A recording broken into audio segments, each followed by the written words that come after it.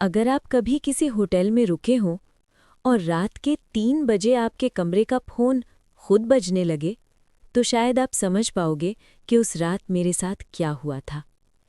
मैं सिर्फ एक रात के लिए उस होटल में रुका था, लेकिन उस रात के बाद मैं कभी किसी होटल में अकेला नहीं सोया। मेरा नाम अयान है। मैं एक मार्केटिंग कंपनी में काम करता हूँ और अक्सर नए शहरों में ट्रैवल करना पड़ता है। उस दिन मुझे एक छोटे से शहर सांगपुर जाना पड़ा। शहर छोटा था और वहाँ ज़्यादा होटल्स भी नहीं थे। टैक्सी ड्राइवर ने मुझे एक पुराने होटल के बाहर उतारा। होटल का नाम था ग्रैंड सफ़ायर होटल। नाम ग्रैंड था, लेकिन बिल्डिंग देखकर बिल्कुल भी ग्रैंड नहीं लग रही थी। पुरानी दीवारें, पीली लाइट्स और रिसेप्शन बिल्कुल खाली। मैं रिसेप्शन डेस्क के पास गया। कुछ सेकंड्स बाद एक बूढ़ा रिसेप्शनिस्ट धीरे से पीछे के कमरे से निकला। उसकी आंखों के नीचे गहरे डार्क सर्कल्स थे। उसने मुझे ऊपर से नीचे तक देखा और पूछा, रूम चाहिए? मैंने कहा, जी, सिर्फ एक रात के लिए। उसने रजिस्टर निकाला और मेरा नाम लिखा। फिर उसने की निकाली और बोला, रूम 302। उसने की देते हुए एक अजीब बात कही, रात को अगर फ़ोन बजे तो उठाना मत। मैं हंस पड़ा। मजाक कर रहे हैं? बूढ़ा आदमी बस चुप रहा। मैं लिफ्ट से 3rd फ्लोर पर गया। कॉरिडोर बिल्कुल खामोश था। लाइट्स हल्की हल्की फ्लिकर कर रही थी। रूम 302 कॉरिडोर के बिल्कुल एंड पर था। मैंने की घुमाकर डोर खोला। कमरा नॉर्मल था। बेड, टेबल, टीवी और एक पुराना लैंडलाइन फ़ोन। मुझे उस वक्त रिसेप्शनिस्ट की बात याद आई, फ़ोन उठाना मत। मैंने सोचा, लोग भी अजीब जोक्स करते हैं। थकान की वजह से मैं जल्दी सो गया। रात के करीब 3 बजे फ़ोन की घंटी बजी। ट्रिंग ट्रिंग। मैंने आंखें खोलीं। रूम अंधेरा था। फ़ोन टेबल पर बज रहा था।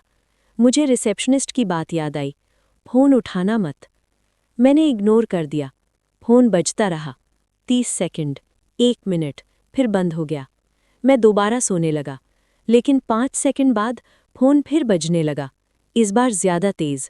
ट्रिंग ट्रिंग। मेरा पेशेंस ख़त्म हो गया। मैंने फ़ोन उठाया और बोला, हेलो। दूसरी तरफ से सिर्फ सांस की आवाज़ आ रही थी, बस हल्की सी सांस। फिर एक धीमी सी लड़की की आवाज़ आई, रूम 302? मैंने कहा, जी। फिर लाइन कट हो गई। फ़ोन कट होने के 10 सेकंड बाद दरवाजे पर नॉक हुआ। टुक टुक टुक। मेरा दिल तेज़ धड़कने लगा। मैंने डोर के पास जाकर पूछा, कौन है? कोई जवाब नहीं। फिर नॉक हुआ, इस बार ज़्यादा ज़ोर से। टुक टुक टुक। मैंने पीप होल से देखा। कॉरिडोर बिल्कुल खाली था, कोई नहीं। मैंने दरवाज़ा खोला, बाहर कोई नहीं था, लेकिन फ्लोर पर एक चीज़ पड़ी थी, एक छोटी सी होटल की कार्ड। उस पर लिखा था 303। क्यूरियोसिटी की वजह से मैं कॉरिडोर में आगे बढ़ा। रूम 303 बिल्कुल नेक्स्ट डोर था। डोर थोड़ा सा खुला हुआ था, अंदर पूरा अंधेरा। मैंने धीरे से डोर पुश किया। रूम बिल्कुल खाली था, लेकिन एक अजीब बात थी। रूम के बीच में एक कुर्सी रखी हुई थी और उस कुर्सी पर एक पुराना टेलीफोन। फ़ोन खुद बजने लगा। ट्रिंग ट्रिंग। मैं डर गया। फ़ोन उठाया और वही आवाज़ दोबारा आई, तुम 302 में हो ना? मेरा गला सूख गया। मैंने कहा, तुम कौन हो? उसने धीरे से कहा, मैं कभी 302 में रहती थी। फ़ोन के दूसरी तरफ से लड़की की आवाज़ फिर आई, बहुत साल पहले मैं भी इसी होटल में रुकी थी। रूम बिल्कुल खामोश था, सिर्फ फ़ोन पर उसकी हल्की सी सांस सुनाई दे रही थी। मैंने पूछा, तुम हो कहाँ? कुछ सेकंड्स तक चुप रही, फिर उसने धीरे से कहा, यहीं, मेरे बिल्कुल पास। मेरे हाथ से फ़ोन लगभग गिर गया। मैंने तुरंत पीछे मुड़कर देखा। रूम में कोई नहीं था, लेकिन कुर्सी धीरे धीरे हिल रही थी, जैसे कोई अभी उस पर बैठा हो। मैं भागकर नीचे रिसेप्शन पर गया। बूढ़ा रिसेप्शनिस्ट वहीं खड़ा था, जैसे वो मेरा इंतज़ार कर रहा हो। मैंने घबराकर पूछा, रूम 303 में कोई है? उसने सीधा जवाब दिया, नहीं। मैंने कहा, लेकिन फ़ोन?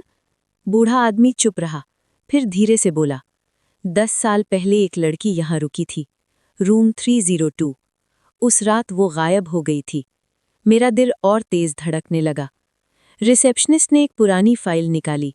उसने एक फोटो मेरी तरफ स्लाइड की। फोटो में एक लड़की थी, लंबी बाल, वाइट ड्रेस और अजीब सी उदास आंखें। मैं शॉक हो गया।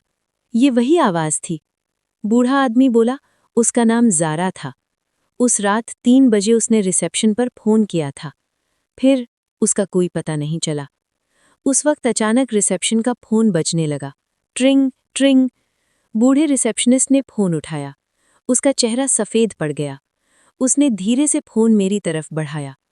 तुम्हारे लिए है। मेरे हाथ कांप रहे थे। मैंने फ़ोन लिया। दूसरी तरफ से वही आवाज़ आई, अयान। मेरा खून जम गया। तुम वापस 302 जाओ, वो यहाँ है। मैं धीरे धीरे स्टेयर्स से ऊपर गया। कॉरिडोर पहले से ज्यादा अंधेरा लग रहा था। लाइट्स फ्लिकर कर रही थी।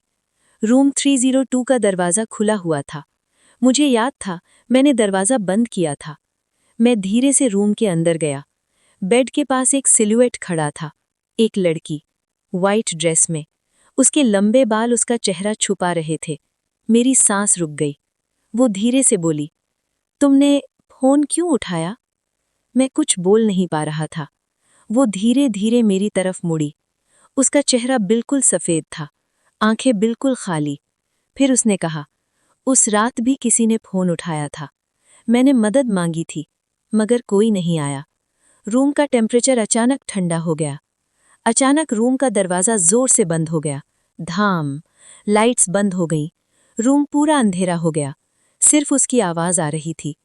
अब कोई भी 302 में रुकता है, मैं उसे याद दिलाती हूँ कि किसी की आवाज़ इग्नोर नहीं करनी चाहिए। अगली सुबह पुलिस होटल में आई। रिसेप्शन बिल्कुल खाली था। रूम 302 का दरवाज़ा खुला हुआ था। अंदर एक सूटकेस पड़ा था और बेड पर एक मोबाइल फ़ोन। मोबाइल पर लास्ट कॉल रिकॉर्ड थी। Time 3:07 AM। पुलिस को अयान कभी नहीं मिला। ग्रैंड सफायर होटल कुछ महीनों बाद बंद हो गया। लेकिन आज भी सांगपुर के लोग कहते हैं कि अगर कोई उस होटल के पास रात को गुजरे तो कभी-कभी 3 बजे एक फ़ोन बजता है और दूसरी तरफ से एक लड़की की आवाज़ आती है, रूम 302।